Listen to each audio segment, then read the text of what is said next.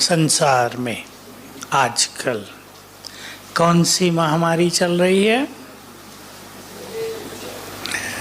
कौन सी? कोरोना। व्यर्थ चिंतन की। और इस व्यर्थ चिंतन से बढ़ रहे हैं मानसिक रोग।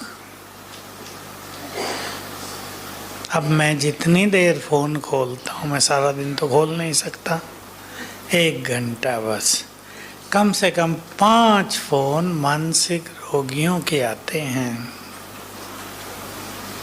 अभी भी किसी का फोन था, ऑपरेशन हुआ है, 6 मास से तकलीफ चल रही, अब मानसिक प्रॉब्लम होने लगी हैं। हम समय के उस दौर पर पहुंच गए हैं। सभी को हम सावधान भी कर रहे हैं। आज बहुत बार किया है। बाबा की सावधानी, हमारी क्या? बाबा ने बहुत पहले कह दिया था, जब कल्प का अंत समीप आएगा तो सभी के कर्म विकर्म जागृत होंगे। वो रात को सोने नहीं देंगे, उससे मानसिक रोग बढ़ जाएंगे और ये दुनिया बुरी हालत में पहुंच जाएगी, क्योंकि और रोगों की तो दवाइयां हैं दुनिया में, परंतु मानसिक रोग की कोई नहीं। डॉक्टर पैसा कमा सकते हैं पर मिलेगा कुछ नहीं, कोई दवाई नहीं है। दवाई किसके पास है? शिव बाबा के पास नहीं, आपके पास भी है। आजकल बहुत सारे माँ बाप डॉक्टर, तो बच्चे भी डॉक्टर, तो लड़की का पति भी डॉक्टर। एक आया भाई, उसके परिवार में पता नहीं 108 या 110 डॉक्टर, और 3 पीढ़ियों से डॉक्टर ही डॉक्टर। मैंने कहा फिर तो कोई बीमार नहीं होगा, कि नहीं बीमार भी हैं। क्योंकि आजकल तनाव बहुत है, इजी लाइफ नहीं है। इसलिए पहली चीज मैं आप सबको कहूँगा, ज़्यादा सोचने की आदत, बचेंगे इससे। और ज़्यादा सोच को हवा दे रहे हैं मोबाइल। जो मोबाइल पे गंदी चीज़ें देखते हैं वो तो समझ लो गए। मैं सीधी भाषा बोल रहा हूँ। युवक बहुत सारे गंदी पिक्चरें, गंदे चित्र देखते हैं, वो तो गए। 2-4 साल में न मरे न जिंदे साल हो जाएगा। हो रहा है, उन्हें देखकर मैं कह रहा हूँ कि नींद नहीं आती। नींद में वही गंदी चीज़ें याद रहती हैं। फिर उठते हैं तो थके थकाए, ऑफिस वर्क में एफिशिएंसी, कार्य शक्ति डाउन होती जा रही है। अब रात को नहीं ऐसा हाल होगा तो दिन में सोएंगे, वहाँ सिर दर्द होगा। बचेंगे। जो बुद्धिमान हैं उनको बचना है अब, क्योंकि ये ज़्यादा सोचने की आदत भय पैदा कर रही है। बहुत ये सूक्ष्म बात है। भय इस संसार को अपनी जकड़ में लेता जा रहा है। शिव शक्तियाँ भयभीत होंगी या भय दूसरों का भी दूर करेंगी? बोलो जरा, शक्तियाँ ठंडी नहीं।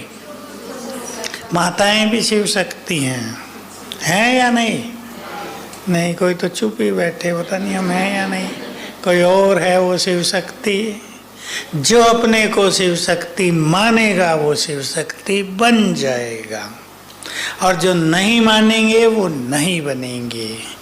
बाबा के सीधे सीधे सिद्धांत हैं। भाई जो रास्ते में बैठ रहे माँ वाले, जरा इन्हें बताते चलो, आगे बहुत जगह मैं बोलूँगा तो यहाँ गड़बड़ होगी। तो सभी याद करें बाबा का महावाक्य, याद करो, मुझे देखो, आने वालों को नहीं। जैसी स्मृति वैसी, बोलो, जिन्होंने इधर उधर देखा था वो बोलो, जैसी स्मृति सहज हो जाएगी। शिव शक्ति मानेंगे बन जाएंगे, कमजोर मानेंगे कमजोर रह जाएंगे। तो हमें व्यर्थ के इस तूफान से खुद को बचाना है। कैसे बचाएंगे, इस पर थोड़ा चिंतन कर लेते हैं। बताओ कैसे बचाएंगे? ये व्यर्थ का तूफान बढ़ता ही जा रहा है आजकल। बहुतों को तो समझ में नहीं आता क्यों हो रहा है ये हमारे साथ। अगर ये भी समझ में नहीं आएगा तो समाधान बिल्कुल नहीं हो पाएगा। जिन्होंने जीवन भर व्यर्थ सुना है, जिनकी रुचि बातों में बहुत रही है, जिन्होंने अपना जीवन ईर्ष्या द्वेष में बिताया है, वो अब व्यर्थ के शिकार हैं। जिन्होंने बाबा के पास आकर भी पर चिंतन पर दर्शन में समय लगा दिया, जिन्होंने अपने को देखने की बजाय दूसरों को देखने में अनमोल समय बिता दिया, वो अब व्यर्थ के शिकार होते जा रहे हैं। और एक चीज और हो रही है जिसके बारे में दुनिया तो कोई नहीं जानती, न जान सकती। जब व्यर्थ के द्वारा आत्मा कमजोर हो जाती है, यानी मन कमजोर हो जाता है, तो भटकती आत्माएं भी प्रभाव डालने लगती हैं। जो पावरफुल हैं उनके पास नहीं आती, लेकिन जिन्होंने व्यर्थ के कारण अपने को बहुत निर्बल कर दिया, ये आत्माएं इफेक्ट डालती हैं।